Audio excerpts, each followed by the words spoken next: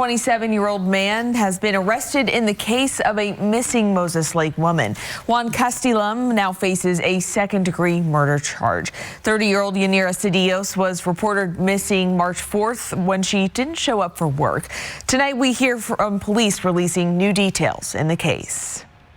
Around midnight on March 4th, Yanira and friends were celebrating her birthday at a casino in Moses Lake. Witnesses said that throughout that night, a man she used to live with had been calling, texting, Snapchatting her dozens of times, asking what she was doing. Then police say a fight broke out in the parking lot of the casino, and Yanira began walking southbound on North Stratford Road alone. She called a friend to come and get her. When the friend arrived a few minutes later, the friend was unable to locate Yanira. When the friend called Yanira back, the friend could hear a male in the background yelling and asked who was calling, and then the phone was disconnected. A moment later, Yanira called the friend and assured the friend that everything was okay.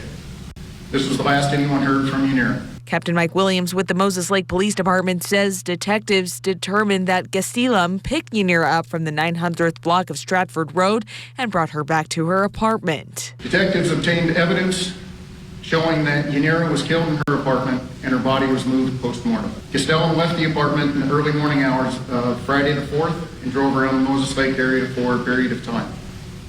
He was caught on video about 7:30, cleaning his car out and disposing of evidence at a local gas station. Williams says detectives were able to get a hold of that evidence, and despite their best efforts, to date, we have not located Yanira. On Thursday, March 10th, 27-year-old Juan Castilum was arrested in Hermiston and will be extradited back to Washington. Williams says Yanira's family has been more than helpful. I'd like to publicly thank them and ask you to keep them in your prayers. A GoFundMe has been started for her family. We'll have the link online at yaktrinews.com. As of this broadcast, there are not any updates from the Moses Police Department or Moses Lake Police Department. So far, that GoFundMe has raised over $12,000.